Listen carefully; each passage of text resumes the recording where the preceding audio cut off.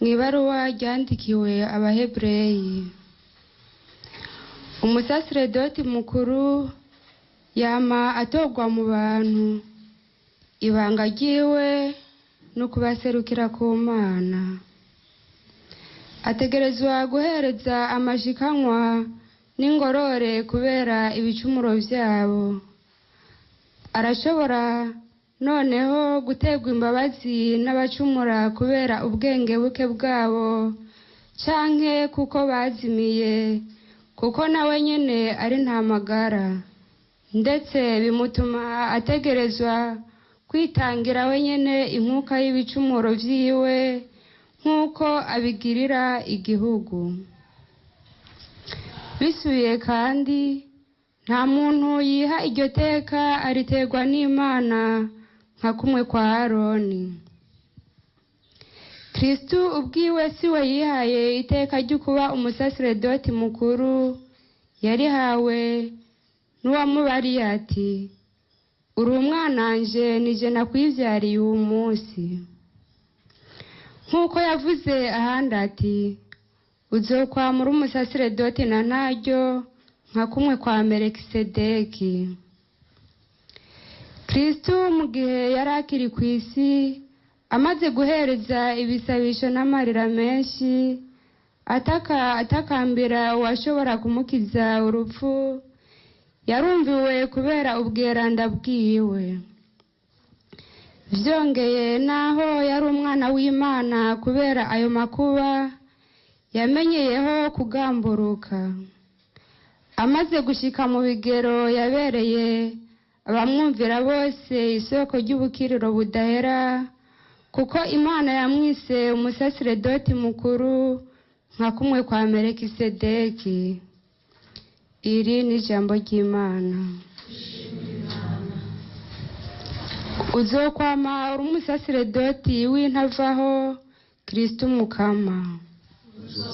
Umusaserdoti mukuru, Kristu Umukama yabariye umukama wanje ati, niwicare iburyo bwanje gushikaho nzogira abasi bawe irambirizo. Uzokwama uri umusaserdoti w'intavaho, Kristu Mukama.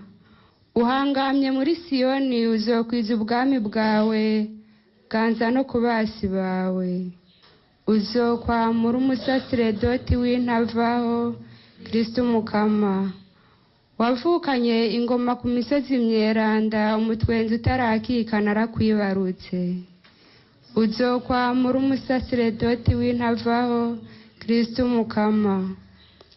Umukama yarabiraganye kandi ntazokwisubirako ati, uzokwama uri umusaserdoti w'intava nk'umwami Melikisedeki.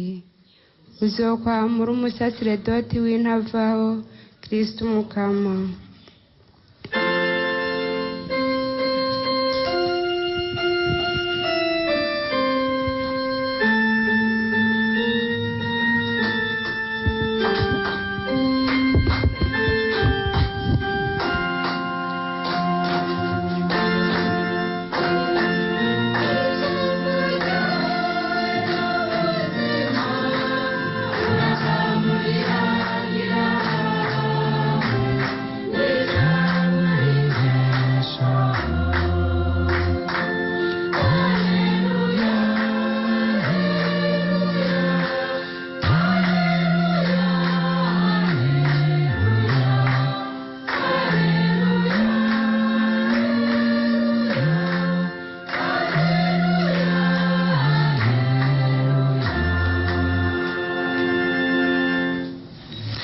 Nimuhorana umukama.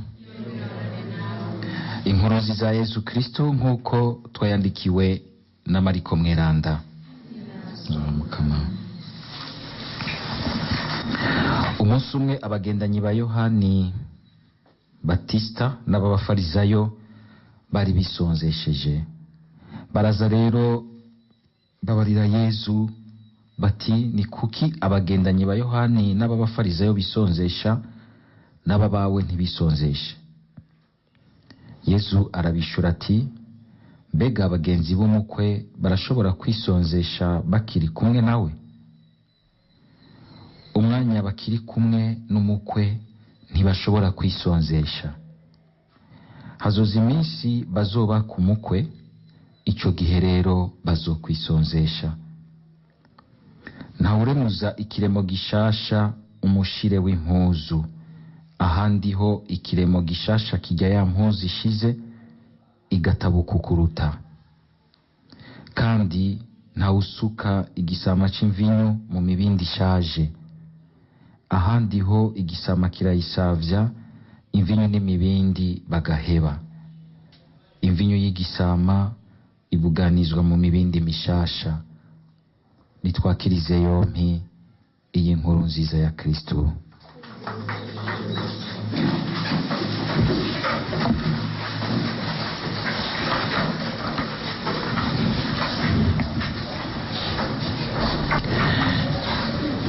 Ibaruwa ryandikiwe Abaheburayi tumaze iminsi turiko turazirikana mu bisomwa vya mbere, tugeze mu kigabane ca 5. Ikigabane caho na cane cane uyu mwanditsi atwereka Kristo nk'umusaserdoti mukuru. Vyogora gose guca umuntu ashoka abona ati ubwo vy'ukuri Yezu yarabaye umusaserdoti nka kumwe twumva tugasoma b'abasaserdoti bo mu bwuzure bwa kera. Mu kwandikira aba Bayahudi babaye abakristo, uyu mwanditsi tukabona yuko ariko arabafasha kugira ngo n'ubundi bumve yuko ubusaserdoti bwose bwarangukiye muri Yezu Kristo, kandi ko no kuva ico gihe muri Yezu Kristo hugurutse ubusaserdoti bushasha. Ubusaserdoti bushasha butagishingiye mu busaserdoti bw'umuryango, ariko bushingiye mu busaserdoti bw'uwamaho Yezu Kristo. Mwumvise ukungene mbere Yezu Kristo aca mugereranya na Melkisedeki. Kumbure umunsi hageze ko dutanga inyigisho zijanye n'ubusaserdoti muzo bizirikana. No kuvuga yuko Yezu Kristo afise ubusaserdoti bw'inahava, kuko uyu Melkisedeki baravuga yuko si umuntu bavuga yuko yabaye umugabo, ngo ni umuntu ijambo ry'Imana rivuga yuko atagira intango ntagire n'iherezo. Uyu muntu arabaho. Buca wumva yuko n'imburizi y'ubusaserdoti bwa Yezu. Yezu Kristo rero uyu mwanditsi akamwerekana nk'umusaserdoti nogira nti tugabanamwo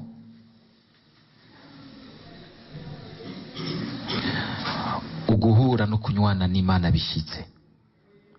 Nkako umusaserdoti wo mu bwuzure bwa kera niwe yaje hagati y'Imana n'igihugu cayo kugira ngo afashe igihugu c'Imana kucuzuriza n'Imana, kucakirira amashikanwa akayahereza mu ngoro y'Imana, agasabira imigisha n'imihezagiro y'ubukiriro igihugu c'Imana ayisaba ku Mana. Mukumva ko ari umuntu ari hagati y'igihugu c'Imana n'Imana. N'umuntu koko atogwa mu bandi bose nk'uko twavyumvise. Si umuntu w'igitangaza, si umuntu menga ararengeye abandi yakorotse ava ku gicu, ariko n'umuntu Imana kubw'umugambi mufitiye imutora mu bandi, igaheza ikamutorera iryo banga, ikamushira ku ruhande kubw'iryo banga. N'Imana rero ibitanga. Si umuntu avyiha, n'Imana ibitanga. Muranumva uyu munsi hari Iburaya biratanguye, kubera ko umenga abantu barashangashirwa no kubona ibintu birimwo abagabo gusa. Tugira ati n'abagore nibabahe baba basaserdoti, kamenga ni droit abantu bashobora kurekrama. Ukumva ko umenga abantu ni ibintu abantu bashobora kugwana bakishikana ko bonyene. Turatangara nk'igihe kimwe jewe ndabona abantu twakuranye twinjiye nko mu seminari dushika abantu bashika hafi 80 n'abarenga mbere. Mugabo bagiye kuba abapatiri ntitwarenga 55. Abo bose bandi 30 n'abandi barenga ko bagiye baravamwo, kandi ukabona bikatangaza, ukabona nk'umuntu aje mu seminari umenga sinzi yavundurutse ava, mugabo hariho umuhamagaro w'Imana wamuzanye. N'undi ubona yuko umenga aje mu seminari umenga boce bashikamo mu patiri, ugasanga no mufaratiri yitonda yamakuri midi mwandisi, ubona uti uyu n'umweranda, mugabo ugasanga ni wadashitse, ugasanga n'umenga avundurutse ava mu ishamba niwe yatevye akaba patiri. Uyu ugasanga sinzi yarabonye karara baba ngo voir clair, kubona neza, mugabo gacashira ko mu nyuma ati yabonye karara caragenda. Bivuga ingene inyuma y'umusaserdoti si ibintu gusa by'abantu bikora ngo bokora umusaserdoti, harimwo umuhamagaro w'Imana, harimwo igitangaza c'Imana. Nibi yavuze ati ntawe ushobora kubwiha, kuko ni umuhamagaro Imana ibifise ku muntu. Ntihagire n'uwo mbona ndi patiri ngo anungwa ati nanje ndashaka kuba patiri. Oya, baza umukama ko ari wo muhamagaro wawe. Usanze ari byo kurikira. Ufise undi muhamagaro, Imana iragufitiye ikindi yakugeneye kandi cyiza kizana na mubwerana, kuko igihambaye impera n'imperuka suko uwo musaserdoti n'icuri muri ubwo busaserdoti. Kuko ushobora kuba uwo musaserdoti mugasanga umutima w'umusaserdoti mukuru ntukiri muri wewe. Birashobora gushika, birashobora kudushikira, kuko kandi impera n'imperuka twese mu mabanga Imana yadutoreye ntizokubaza kungene wabaye mupatiri, ko wabaye mupatiri cyangwa utamubaye, cyangwa ko wabaye mubikira cyangwa utamubaye, mugabo izokubaza iti ubwo wagendeye gute kuba umwana w'Imana muri ubwo busaserdoti bwawe, muri uko kubaka kwawe, muri uko kububikira bwawe karagaciyemwo. Igikururo twumva ngaha mbere ntatuca twumva yuko ubusaserdoti bwa Kristu, kuko ari bwo butunywanisha n'Imana, muri bwo natwe twaragabanye kuba abasaserdoti. Murazi ko mwibatisimu babitwibutsa cyane, hari icyo twita ubusaserdoti rusangi dusangiye, n'ubusaserdoti bw'ibanga buba bufise abo onyi babwatiriwe. Mugabo hariho ubusaserdoti twese dusangiye dukura kuri Yezu Kristu umusaserdoti mukuru, kuko umusaserdoti arahereza, akihereza, akanywanisha Imana n'abantu, kandi akaba mu ngoro y'Imana. Ibyo bikorwa bitatu birahambaye cyane, nkuko tubibona mu bwuzure bwa kera. Yari umuntu aba mu ngoro y'Imana, kitwararika ingoro y'Imana, ariko kandi umuntu ategerezwa kunywanisha, agaba hagati y'Imana n'abantu, akabaserukira imbere y'Imana, mugabo kandi agahereza inkuka kugira ngo asabire umugisha w'ubukiriro igihugu c'Imana. Murabona abantu bandi badusaba ibindi, ntibadusaba ibyo bintu bikomeye Imana yadutoreye kugira ngo tubibahe, cyangwa ugasanga ntibumva neza ibanga ry'umusaserdoti. Uyu munsi kabona umenga abantu biratugora kumva neza ibanga ry'umusaserdoti. Niko n'umuntu w'iwacu, ariko kandi n'umuntu ategerezwa kuba imbere y'Imana.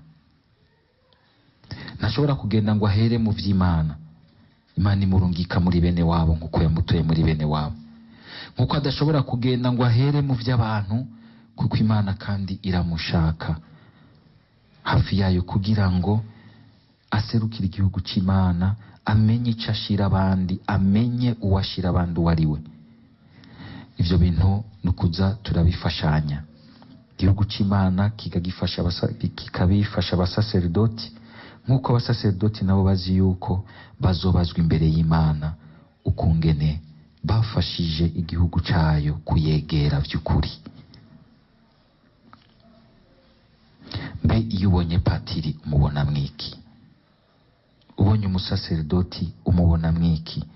Imisi yose kwama twitwararika kumubona nk'umuntu hafi yacu, ariko kandi nk'umuntu w'Imana.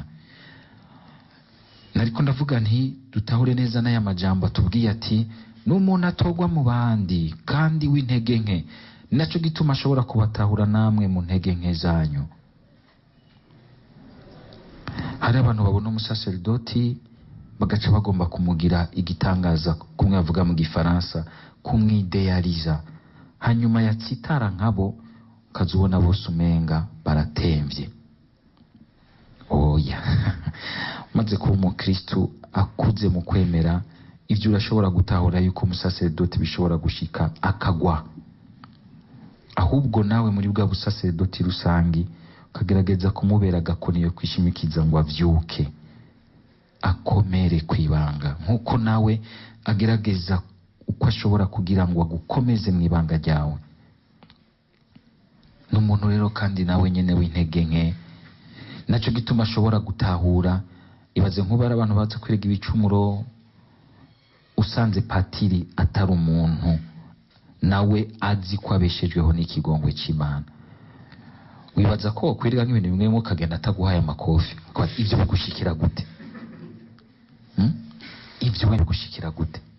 Bwa ko haryo muriko murirega, haryo abantu birega nk'ibicumuro, nanje ndiko ndabiregesha nkavuga nti yo najewe ndimwo najewe ndimwo. Amagara make agatuma ahubwo twategerezwa gutahurana, tugafatana ukuboko gushika twese dushitse. Ico rero gisaba yuko umuntu aca bugufi, ntiyibaze yuko ibanga rimwo umenga nuko Imana yabonye ko ari mweranda. Iryo banga niryo kuguherekeza ngo ushikire ubweranda. Imana ntiyari guhaye kuko uri mweranda. Ibanga ry'ubukristu Imana ntiyari kuvotoreye kuko ubaye mweranda, ahubwo yari guhaye kugira ngo igushikane ku bweranda. Mu nkuru nziza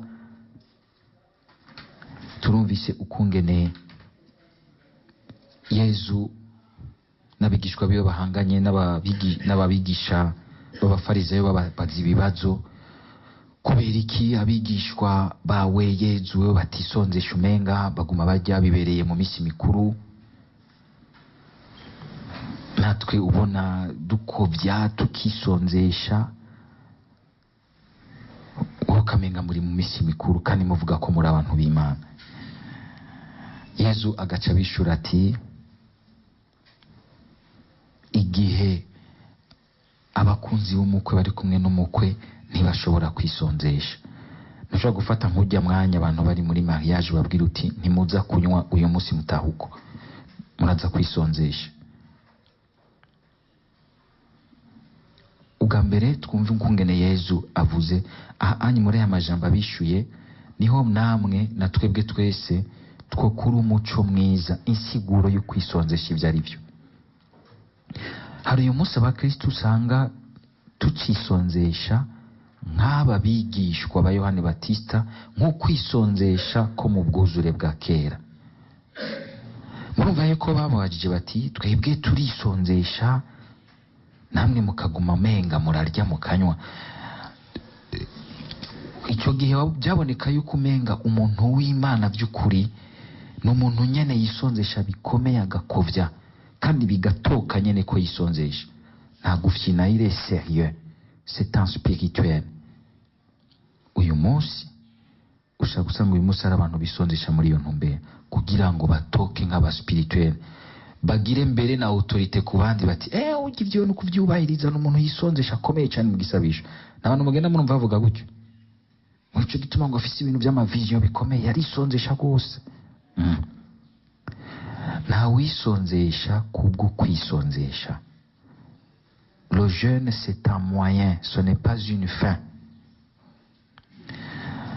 Umviriza rero, icana neza mwumvirize, ndazi ko muri mwe bwari abantu bakunda kwisonzesha. Twumva umutima wo kwisonzesha. Nimwisonzesha kugira ngo muba aba spirituel, mutoke nk'abantu iyo baciyaho bose bagenda barabunamira bavuga bati ujya muntu arahambaye.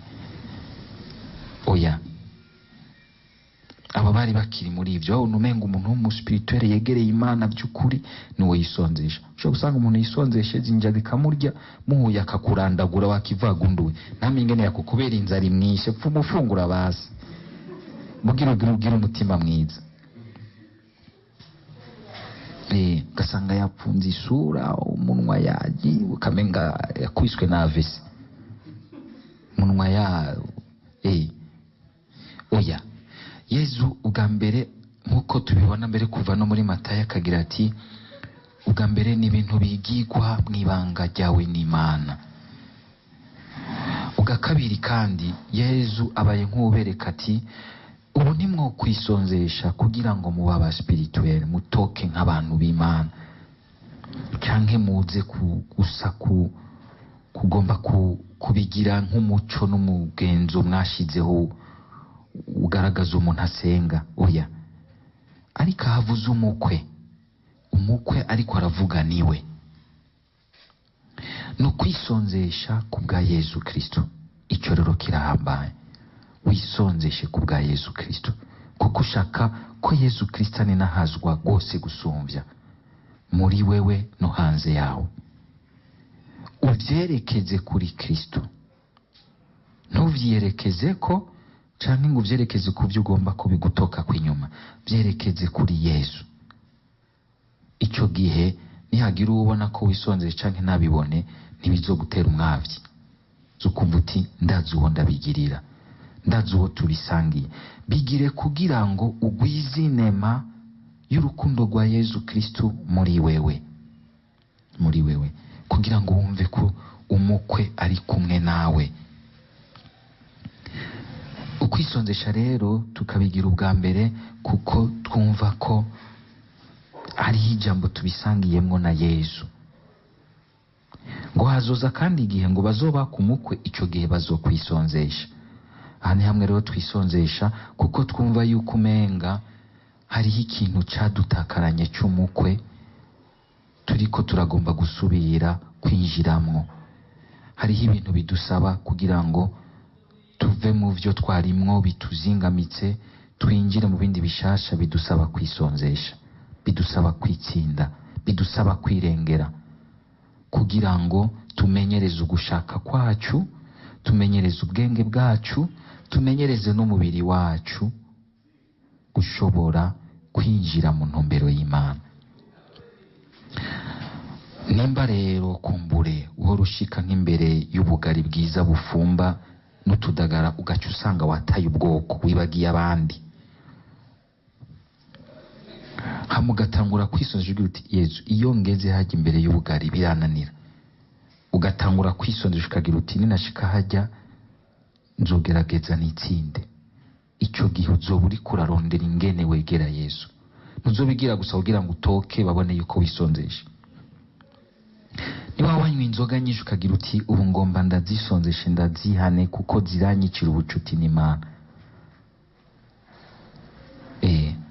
ukazisonzesha bikagufasha kwegera umukama no gushobora kubanira neza abandi. Niba uri umuntu w'amajambo menshi, w'umuntu wa mubi yararaza yama ariko aravuga isaku n'ibihuha n'iki, ukagira uti ngomba nimenyereze kurera kudisiplina ururimi rwanje n'ubwenge bwanje kuko ngomba ko Yesu by'ukuri yo ninahazwa muri jewe. Ico gihe bizoheza bikunde. Kandi ukwisonzesha sindya gusa, turisonzesha kugira ngo dukire ingeso mbi zagoramitse ugushaka kwacu twumvira mu mubiri wacu. Ico gituma bica mu mubiri. Umubiri c'est na organe de communication, niyo twumvamo ivyo tubamwo kandi niwo dukoresha mu kunywana n'abandi, mu migenderanire n'abandi. Igihe wumva rero bikugora ugaheza ukagira uti mukama ku bwawe kugira ngo abari wowe ninahazwa, ukabigira ubwa mbere ku bwa Kristo. Ni vyiza yuko mbere n'icyifuzo cyose wumva cyo kugirira akamaro ugomba kwisonzeshereza, ubanza ukakibwira Yesu, ukaza imbere ya Yesu. Yesu uyu munsi ndashaka dusangira iki ku bwawe, uzoheza ubone ingene Imana igukorera igitangaza. Yamwe Yesu agira ati kandi hari amashetani amwamwe yirukanwa n'igisabisho no kwisonzesha. Kuko hariho ikintu nyamukuru turiko turanigana naco dushaka ko kihava kugira ngo Kristo umukwe abe ari we ahashika ahiganzire. Ntubigere ubwa mbere kugira ngo gusa wirukane shitani, bigire kugira ngo Yesu ashika aho hantu. Niyahashika shitani izohunga. Yesu agacagira ati ngo nta uremuza ikiremo gishasha umushire w'impuzu. Ariko arababwira ati hindura, mwahora mwisonzesha mu bintu bishaje. Ico uwo mwo kwisonzesha murondera ari hagati yanyu, niwe ariko arabibwira mu bisanzwe. Injira mu ntumbero nshasha, kandi ukwisonzesha kwanyu kugume kubazanira itoto n'ubushasha vy'urukundo. Ntiwisonzeshe ngo usange wabaye mubi gusumvya. Niwisonzesha injya hanyuma hageze mu ijoro ugaca usanga wegeranije byose wibagiye abandi, mubireka. Kuko nta bushasha bwinjiye iwawe, wasubiye mu bishaje vya kera. Kwisonzesha bikugira ahubwo un homme, une femme d'équilibre intellectuel, spirituel et même corporel. Kandi kwisonzesha n'abahinga baravyize basanga rimwe rimwe birimwo n'inyungu ku mubiri, bagasanga ufise agatayi keza, agafresheur, kuko umubiri wawe utamuremereza ibintu vy'ivyo kurya umwanya wose. Murabe abantu kubera lo stress turimo usanga tuguma turya. Mbere rimwe rimwe ugasanga n'ibintu tubamwo bitwe expose kuguma turya. Muze murabe abantu mu manama baguma barya. Uyu munsi n'ibisabisho bisigaye bijamwo kurya. Abantu ugasanga turagwaye kubera ukurenza urugero. Ukwisondesha bidufashe kugira urugero rwiza, kugira ngo twumve yuko turi mu gihagararo c'umubiri, ubwenge no gushaka biguma vyumvirisa Imana ikiroranye. Igishasha Imana iguma itugabira ngo ntidusaze ku muzirikanye, ntidusaze ku mutima, ahubwo twamana itoto ry'umukama wacu Yesu Kristo. Amen.